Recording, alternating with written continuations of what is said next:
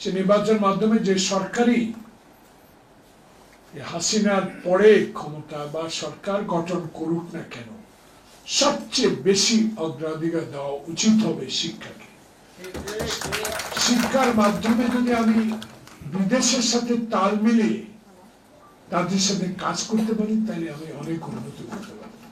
শ্রমিক টাকা পাঠায়, হয়তো বেতন পায় 10,000 টাকা, 2,000 টাকা পকেটে রেখে 8,000 টাকা বেশি পাঠায়। আর একজন যদি উচ্চ শিক্ষার শিক্ষিত যদি একটা ভালো চাকরি বিদেশে করতে পারে, এখান থেকে শিক্ষা নেয়া, সে পাবে 1 লক্ষ টাকা, 5,000 টাকা পকেটে রেখে 75,000 টাকায় দেশের জন্য পাঠায়।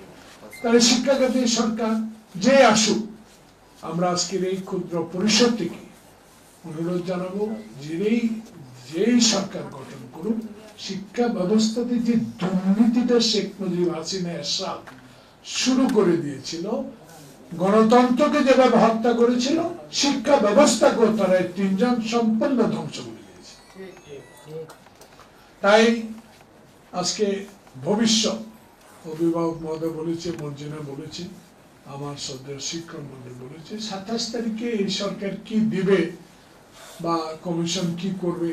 এত কমিশন হলো, একটা শিক্ষা কমিশন হওয়া দরকার। আমার মনে একটা শিক্ষা কমিশন হওয়া দরকার, যেটা মিলন সাহেব আমার চেয়ে অনেক ভালো বলতে পারবে, যেহেতু অভিজ্ঞ, সে আমার বয়সের ছোট হলে অনেক অভিজ্ঞ। তার সাথে আমি আমেরিকাতে অনেক মিটিং করেছি, অনেক তার যে শিক্ষা, তার যে ভবিষ্যৎ, সেটা সে পালন করতে কিছুটা পেরেছে। তা আগামীতে ইনশাল্লাহ আমরা সবাই দোয়া করি পাবে, কারণ পাবে এই জন্য দেশে দেখেন গণতন্ত্র কথা যারা মুখে বলতো, শিক্ষার কথা তারা বলতো না। গণতন্ত্র প্রথম কারা হত্যা করছে, যে দাউদকান্দি থেকে ভোটের বাক্স নিয়ে এসে না, রশিদ ইঞ্জিনিয়ার লেখা, কে শেখ মুজিব তখন ক্ষমতায় ছিল। শিক্ষা ব্যবস্থাকে ধ্বংস করে দিয়েছে দীপমণি, কি ডাক্তার, হ্যাঁ ওই ডাক্তার না, কিসের ডাক্তার, তোমার কাছে দাঁতে, তাকে বানালো শিক্ষামন্ত্রী, একবার বানালো ফরেন মিনিস্টার, আবার আরেকজনকে কারে বানালো নওফল, বাপ দাদা 14 গোষ্ঠী, আমি তার নামও শুনি। তাহলে শিক্ষা খাতে যেভাবে হাসিনা তার বাবা শেখ মুজিব ধ্বংস করেছে, এই দুইজনের আমলে আরো বেশি বেশি শেষ করে দিয়েছে। তাই আজকে ডক্টর প্রফেসর মোহাম্মদ ইউনূসের কাছে আমাদের বিনীত অনুরোধ থাকবে, আপনি হয়তো আপনার কমিটমেন্ট ইনশাল্লাহ ঠিক থাকবে, রোজার আগেই দেশে একটি নির্বাচন হবে, সেই নির্বাচনের প্রস্তুতি নিশ্চয়ই সরকার গ্রহণ করছে। আমরা আশাবাদী, আজকে যারা অভিভাবক, শিক্ষক, আমার ডানেভাবে যে 2 জন বিজ্ঞ ব্যক্তি আছেন, আলোচক আছেন, সবার একটি আশা, যে আশা নিয়ে মুগ্ধ খোকন রক্ত দিয়েছিল, যে আশা নিয়ে আমরা এখনো বুক বেঁধে আয়নাঘরে দীর্ঘদিন নির্যাতিত হয়েছি, জেল কেটেছি, অত্যাচারিত হয়েছি।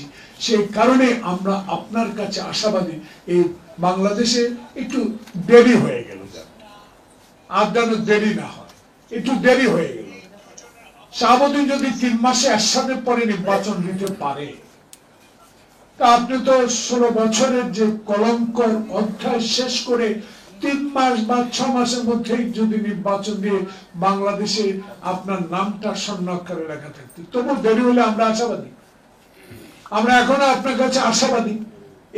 এই অবস্থাগুলো যারা আজকে আজমিনী আপা বলেছেন বা মিলন বলেছেন, সবক আলোচনা বলেছেন, অভিভাবক বলেছেন, এই সব বিষয় সিদ্ধান্ত নেবে কে? জনপ্রতিনিধি। এটা পার্লামেন্ট হবে, যে দল বেশি ভোট পাবে, বেশি সংখ্যক এমপি পাবে, তারা এই সরকার গঠন করবে।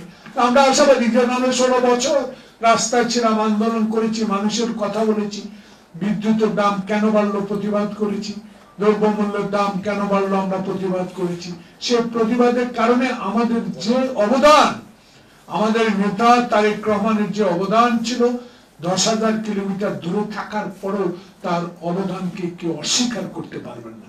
এখন আমরা শুনি কেউ 300 সিট পাবে, কেউ 200 সিট পাবে, কেউ কেউ মনে করছেন, সন্দেহ প্রকাশ করছেন যে নতুন দলে আরো শক্তিশালী না হওয়া পর্যন্ত নির্বাচন হবে না। কিন্তু লন্ডন আলোচনার পর আমার এই রাজনৈতিক কর্মী হিসাবে আমার একটা দৃঢ় বিশ্বাস জন্মিয়েছে, ইনশাআল্লাহ রোজার আগেই বেশি ভোট হবে, এবং শিক্ষা ব্যবস্থা বলেন, আইন শৃঙ্খলা বলেন, সাংবিধানিক প্রতিষ্ঠানগুলো বলেন, দুদক বলেন, সকল কিছুই নির্ভর করবে আগামীতে যিনি সরকার গঠন করবেন, আগামীতে যিনি বিপুল সংখ্যক এমপি নির্বাচিত একক সংখ্যাগরিষ্ঠতা অর্জন করে দেশে একটি সরকার গঠন করবেন। সেই সরকার হবে হাসিনার সকল অত্যাচার অবিচারের দিকে খেয়াল রেখে সামনের দিকে যেন কোনো অবিচার না হয়, বিচার বিভাগ যেন স্বাধীনভাবে কাজ করতে পারে, সাংবিধানিক প্রতিষ্ঠানগুলো যেন স্বাধীনভাবে কাজ করতে পারে, সেদিকে লক্ষ্য রেখে এগিয়ে যাবেন।